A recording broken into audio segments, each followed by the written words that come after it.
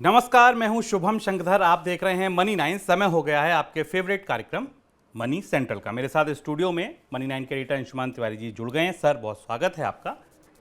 अंशुमान जी से चर्चा शुरू की जाए उससे पहले आप देखिए ऑन द शो आज कौन सी बड़ी खबरें हमारे शो का हिस्सा हैं। शुरुआत होगी पेटीएम से। आ गया पेटीएम के लिए बड़ा दिन। सेबी के नए नियमों से शेयर बाजार में क्या बदलेगा? अचानक निर्यात घटने की क्या है वजह? कच्चे तेल के भाव में बड़ी उथल पुथल की आशंका, ऐसा डेटा बाजार का बता रहा है। क्या इंपॉर्टेंट डेटा है ये आपको बताएंगे।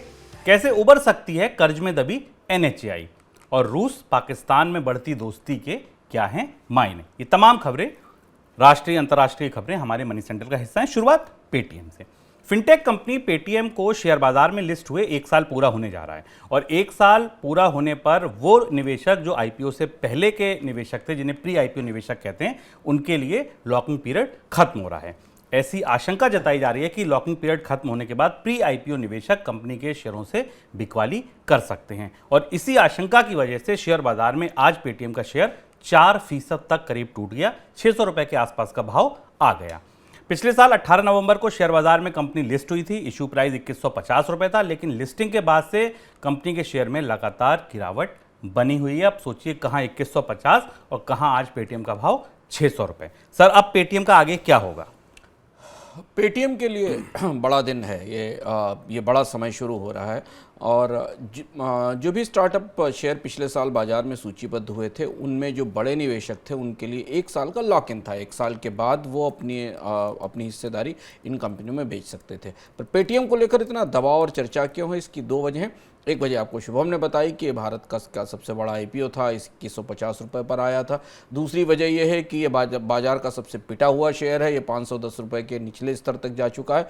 और तीसरी और महत्वपूर्ण बात यह कि पेटीएम पर लोगों की निगाहें इस बात पर है कि दुनिया के 3-4 बड़े इन्वेस्टर्स और दुनिया के 3-4 बड़े वेंचर कैपिटल फंड्स का पैसा पेटीएम में लगा हुआ है।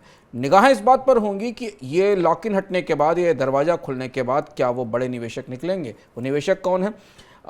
अलीबाबा, और अलीबाबा का जो फिनटेक ग्रुप है एंट, उसकी 30% हिस्सेदारी है पेटीएम में। अलीबाबा और एंट ग्रुप दोनों दबाव में हैं। पूरी दुनिया में स्टार्टअप मेल्टडाउन चल रहा है, कंपनियां वहां बाहर निकलने की कोशिश कर रही हैं, और अगर ये अपनी थोड़ी भी हिस्सेदारी बेचते हैं तो पेटीएम के स्टॉक का क्या होगा।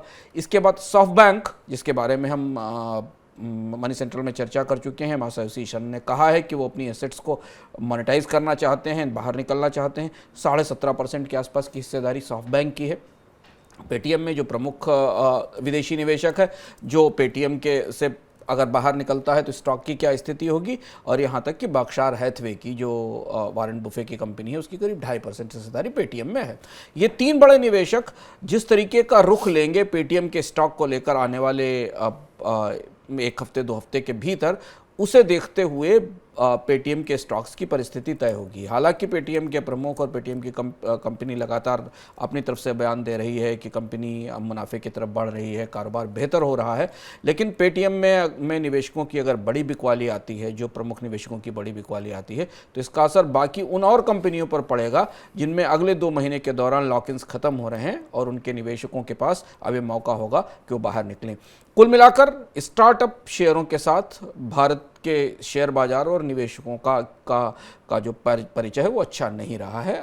कुल मिलाकर पूरे स्टार्टअप बास्केट ने, चाहे वो जोमेटो हो या नायका हो या पेटीएम हो, सब ने ठीक ठाक नुकसान किया है निवेशकों का, जिसमें उनका निवेश है। शेयर बाजार रेगुलेटर सेबी ने बाजार में लिस्टेड कंपनियों के लिए डिस्क्लोजर नॉर्म में बदलाव का प्रस्ताव किया है। नए नियमों के तहत बाजार में लिस्टेड 250 कंपनियों को लेकर अगर मीडिया में कोई खबर आती है तो संबंधित कंपनियों को तय समय में उस खबर की पुष्टि करनी होगी। सेबी ने पाया है कि हाल के वर्षों में लिस्टेड कंपनियां मीडिया में आने वाली जानकारी की पुष्टि को लेकर ढुलमुल रवैया अपनाती हैं। सर, सबसे पहले तो ये सेबी की जो डिस्क्लोजर नॉर्म्स हैं, नियम है, ये हैं क्या? सेबी के नियम पहली बार आए और डिस्क्लोजर नॉर्म्स की सबसे बड़ी चर्चा है पूरे स्टॉक मार्केट में और कंपनियों के बीच में, क्योंकि पहली बार सेबी काफ़ी सख्त दिख रही है कंपनियों की तरफ से दी जाने वाली सूचनाओं को लेकर, और शायद इसका असर बाजार में शेयरों की कीमतों को प्रभावित करने की जो कोशिश है उनको भी दिखाई देता है। इन नॉर्म्स के हिसाब से जो सबसे महत्वपूर्ण बात और सबसे बड़ा फैसला है वो ये कि ऐसा कोई भी घटनाक्रम कंपनी के आसपास, कंपनी के संदर्भ में घटता है जिसका असर कंपनी के टर्नओवर पर 2% तक पड़ता है, कंपनी की नेटवर्थ पर 2% पर पड़ता है, और कंपनी के 3 साल के प्रॉफिट या लॉस पर 5% तक का फर्क पड़ता है, तो उसे मटेरियल ऑफ डिस्क्लोजर माना जाएगा। यानी उसके बारे में कंपनी को अपनी को सूचना स्टॉक एक्सचेंज को और रेगुलेटर को देनी पड़ेगी। ये काफ़ी बड़ी परिभाषा है शुभम, इस परिभाषा में बहुत सारी चीज़ें आ जाती हैं। इसमें सरकार की तरफ से लिया जाने वाला कोई फैसला से लेकर किसी कच्चे माल की कीमतों में बढ़ोतरी से लेकर बैंकों की ब्याज दरों में बढ़ोतरी, कई सारे घटनाक्रम हैं जो कंपनियों के मुनाफों को 1% 2% की दर से या उनके कारोबार को प्रभावित कर सकते हैं। पर सेबी ने इसे शर्त के तौर पर रखा है जिसे लाना पड़ेगा। सेबी का चर्चा पत्र आया। दूसरी महत्वपूर्ण बात है कि कोई भी रेगुलेटरी एक्शंस जो भी आसपास चल रहे हैं वो किसी तरह से चल रहे हो, चाहे वो स्टॉक मार्केट से आ रहे हों या इनकम टैक्स से आ रहे हों, चाहे सिक्योरिटी एजेंसी से आए हों, उन्हें डिस्क्लोज करना पड़ेगा कंपनी को, चाहे कुछ भी उसके आसपास चल रहा हो। दूसरी चीज, तीसरी और सबसे बड़ी बात यह कि कंपनियों को तेजी से और जल्दी मीडिया में चल रही उन रिपोर्ट्स के बारे में स्पष्टीकरण जारी करना होगा जो बात आमतौर पर आती हैं, जिसमें कंपनियों के प्रवक्ताओं का कोट या उनको संदर्भित नहीं होता, ना कंपनी उनको नकारती है ना उनको स्वीकारती है, और इसका असर बाजार में कीमतों पर पड़ता है। ये और बड़ी बात है। इसमें कंपनियों को काफ़ी मेहनत करनी पड़ेगी जानने के लिए कि उनके बारे में लोग क्या रिपोर्ट कर रहे हैं। इसके अलावा जो डील्स हैं, जो डील कर रही हैं, चाहे वो खरीद का सौदा कर रहे हैं, कच्चे माल की खरीद का सौदा कर रहे हैं, स्टॉक बेचने के डील का सौदा कर रहे हैं, अगर ये लीक होती हैं बाजार में तो इसके बारे में कंपनियों को स्पष्ट रूप से जानकारी देनी होगी कि ऐसा हो रहा है या नहीं हो रहा है। इसके अलावा बहुत सारी और सूचनाओं का तंत्र है जिसकी शर्त कंपनियों पर लगाई गई है, और ऐसा माना जा रहा है कि इसका असर कंपनियों की कंप्लायंस कॉस्ट पे काफ़ी ज़्यादा पड़ेगा। सर, सेबी ऐसा कर क्यों रहा है? ऐसी खबरें पहले भी आती थी, अब क्यों ज़रूरत महसूस हो रही है कि नहीं, इनको डिस्क्लोजर नॉर्म्स में लाना चाहिए?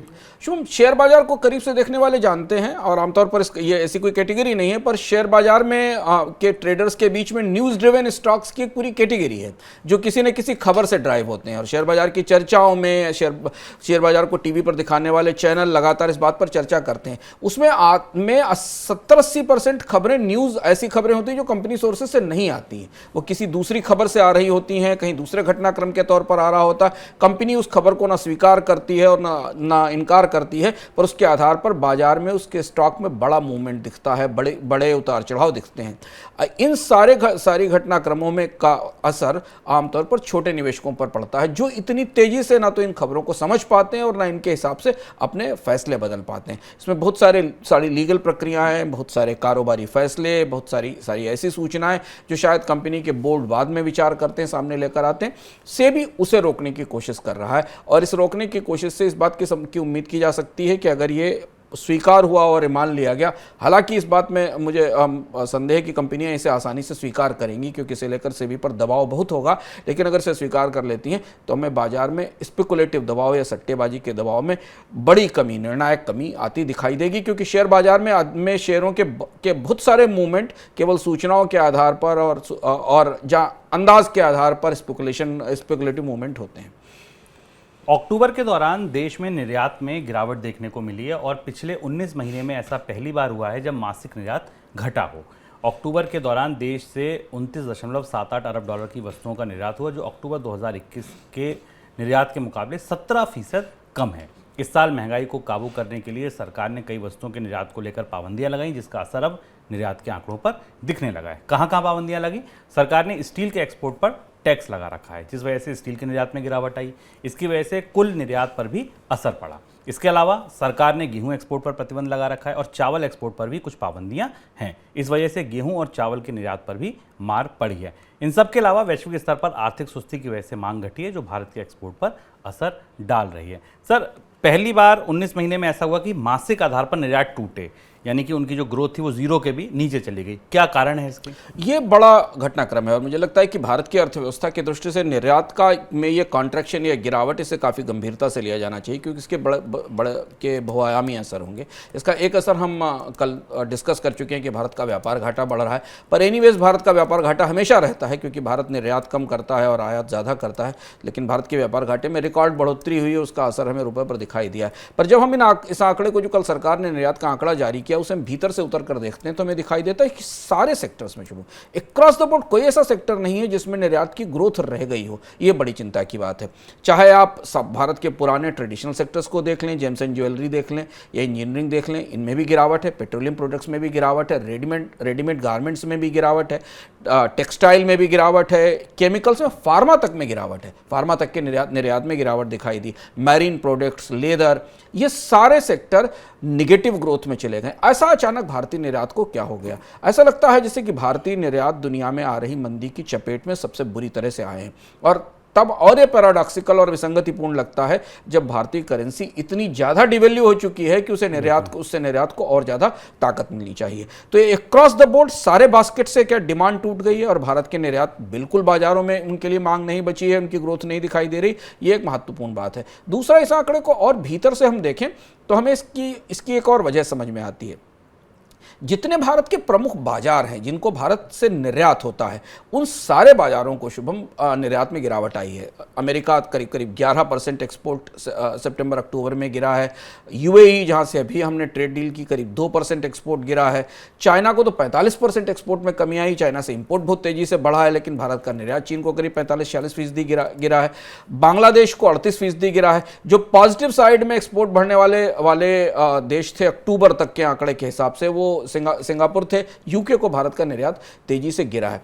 अब यह परिस्थिति तब बन रही है जब भारत ने पिछले कई सालों की, लगभग 7-8 सालों की जो झिझक थी, जो आग्रह था, उसे छोड़कर ट्रेड डील्स करना शुरू की हैं या निर्यात के समझौते करने या मुक्त व्यापार समझौते करने शुरू किए, जिसमें एक यूएई के साथ हुआ है।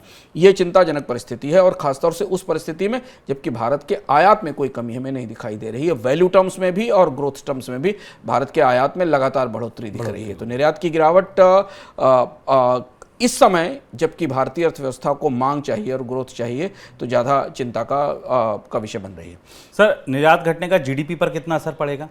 दो तरह से हम इसे देख सकते हैं कि भारत, अगर आप सरकार के आंकड़ों के हिसाब से देखें तो भारत के निर्यात का, एक्सपोर्ट गुड्स एंड सर्विसेज का जीडीपी में 2021-22 में हिस्सा करीब 21.4% था। 2020-21 में 18.7% था। लगभग 20% के आसपास भारत के सकल घरेलू उत्पादन में गुड्स और सर्विसेज की हिस्सेदारी होती है, उसके बराबर होते हैं। प्रत्यक्ष रूप से ये उत्पादन जीडीपी में की गिरावट पर असर करेगा। पर इसके साथ दूसरी एक और महत्वपूर्ण बात है कि भारत में निर्यात रोजगारों का बड़ा स्रोत है। इकोनॉमिक सर्वे ने जो 2 साल पहले आया था, उसने ये प्रोजेक्ट किया था कि 2006 से 2011 के बीच में निर्यात में बढ़ोतरी के कारण भारत में करीब 8 लाख से ज़्यादा फॉर्मल इनफॉर्मल जॉब्स इंटीग्रेट हुए थे या इस अर्थव्यवस्था में आए थे। उसने ये भी प्रोजेक्ट किया था कि अगर भारत के निर्यात में बढ़ोतरी होती रही तो 2025 तक 4 करोड़ और 2030 तक 8 करोड़ नौकरियां केवल एक्सपोर्ट से आएंगी। भारत का एक्सपोर्ट एक इम्पॉर्टेंट कंट्रीब्यूशन करता है भारत के रोजगारों में। बेकारी के इस दौर में निर्यात क्षेत्र में निर्यात गिरना यानी उत्पादन में कमी का संकेत नौकरियों के लिए भी तो बुरा ही है। जीडीपी पर इसका कितना असर होगा, क्योंकि उत्पादन कम हो रहा है, इसके बारे में हमें जीडीपी के आंकड़ों के तौर पर दिखाई देगा।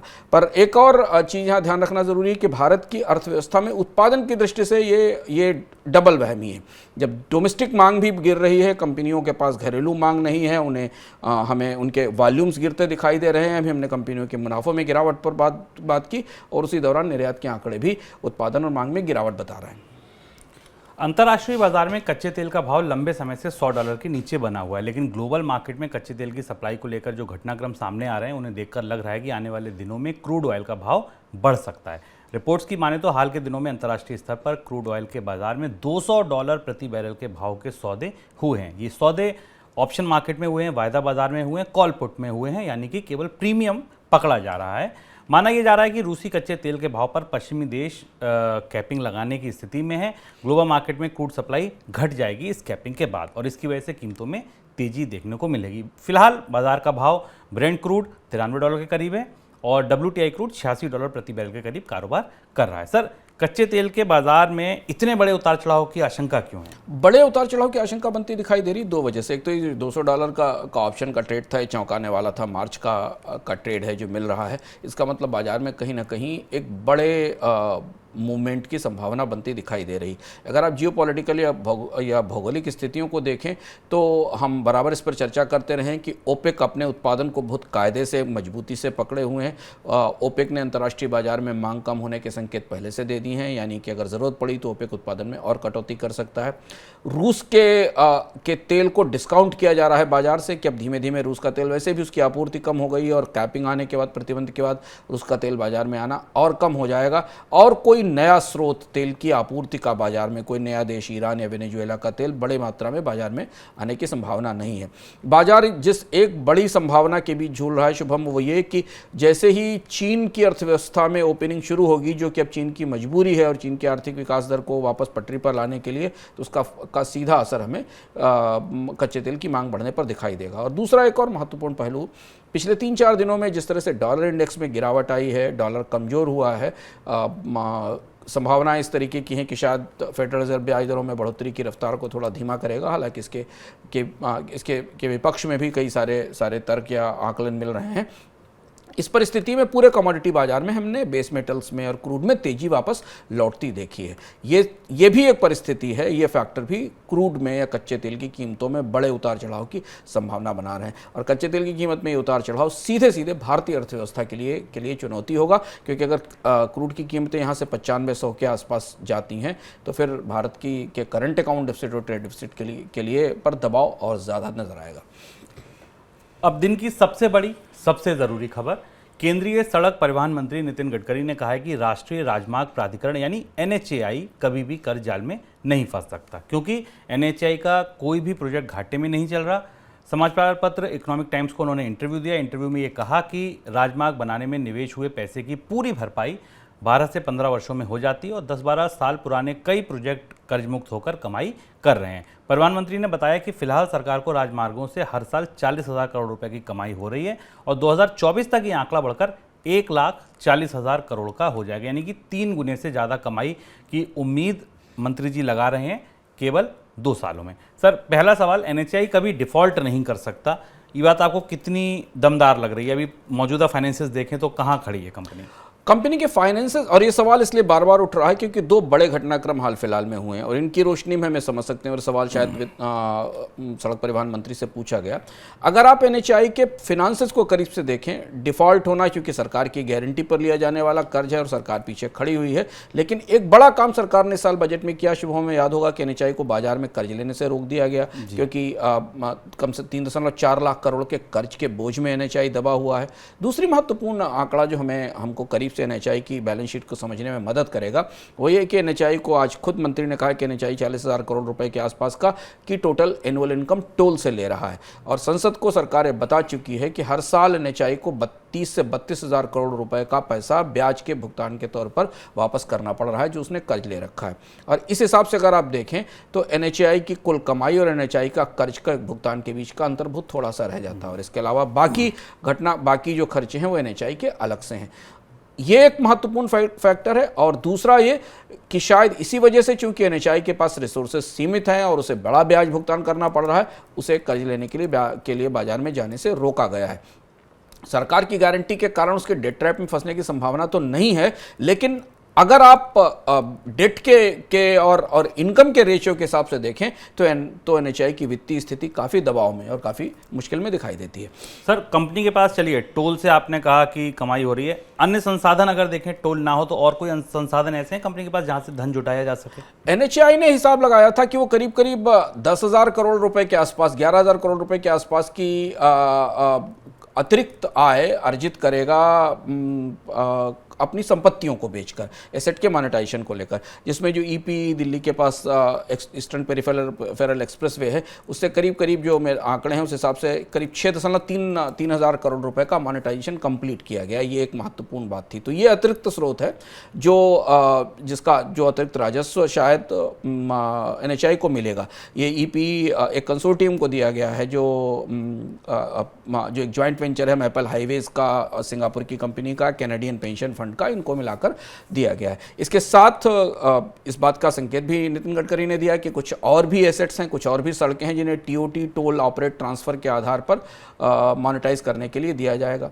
दूसरी तरफ सरकार जो व्यापक निजीकरण का या सरकारी संपत्तियों को बेचने का अभियान चला रही है, उसमें सड़कों से केवल 1.6 लाख करोड़ रुपए अर्जित करने की बात चल रही। तो अगर हालांकि वो मोनेटाइजेशन की पाइपलाइन अभी सक्सेसफुल नहीं हुई है, अभी सामने हमें कहीं दिखाई नहीं दी है, लेकिन NHAI को अपनी वित्तीय स्थिति सुधारने के लिए ज़्यादा उम्मीद इसी बात की है कि वो जो बनी हुई सड़कें हैं जो उसने बनाई हैं उसे वो दूसरे प्राइवेट ऑपरेटर्स को बनाकर देकर और उनसे एक एडिशनल रेवेन्यू ले सकता है, जैसा कि हमने इसमें देखा है।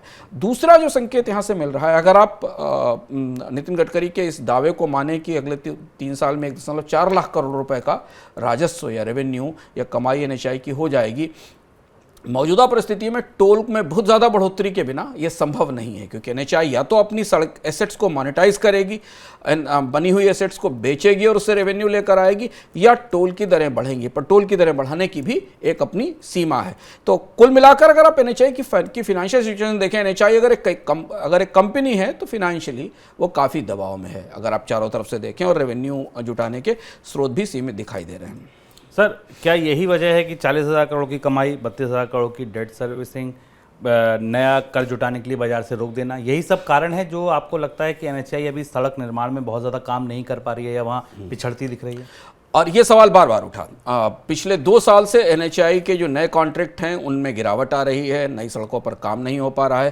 क्रिसिल की एक ताज़ी रिपोर्ट आई है कि इस साल की पहली छमाही में, जो 2023-22-23 की पहली छमाही है, उसमें NHAI के जो नए कॉन्ट्रैक्ट अवार्ड्स थे उनमें 60% की गिरावट आई। हालांकि मंत्री जी ने अपने इंटरव्यू में यह कहा कि बारिश के कारण, मौसम संबंधी चुनौतियों के कारण, बाकी कई सारी चुनौतियों के कारण ये काम नहीं हुआ, लेकिन ये वेल रिपोर्टेड है कि NHAI की सड़क बनाने की रफ्तार तेज़ी से गिर रही है, और जबकि भारत सरकार ने कई सारे बड़ी सड़क परियोजनाओं को सामने दे रखा है। और शायद इसकी सबसे बड़ी वजह यही है कि NHAI के पास उतने संसाधन नहीं है। BOT बेसिस पर प्राइवेट सेक्टर के पार्टिसिपेशन से सड़कें बनाने की रफ्तार काफ़ी कम है, क्योंकि नए ऑपरेटर नहीं मिल रहे हैं। तो सारे प्रोजेक्ट NHAI को खुद ही अपने दम पर अधिग्रहण करके तैयार करने पड़ रहे हैं, और संसाधनों की कमी हमें भारत के सड़क निर्माण पे आने वाले समय में दिखाई दे रही है। उसका दबाव हमें जो कॉन्ट्रैक्ट अप्रूवल्स हैं और NHAI की तरफ से जो नए कॉन्ट्रैक्ट दिए गए बनाने के, उनमें तेज गिरावट पर दिखाई दे रहा है। भारत के साथ रुपए में व्यापार को बढ़ावा देने के लिए रूस के बैंकों ने भारतीय बैंकों में 9 वॉस्टर अकाउंट खोले हैं। वाणिज्य सचिव सुनील वर्थवाल ने बताया कि रूसी बैंकों ने भारत में यूको बैंक, सवर बैंक और VTB बैंक में से एक बूस्टर अकाउंट खोला है, और 6 खाते इंडसइंड बैंक में खोले गए हैं।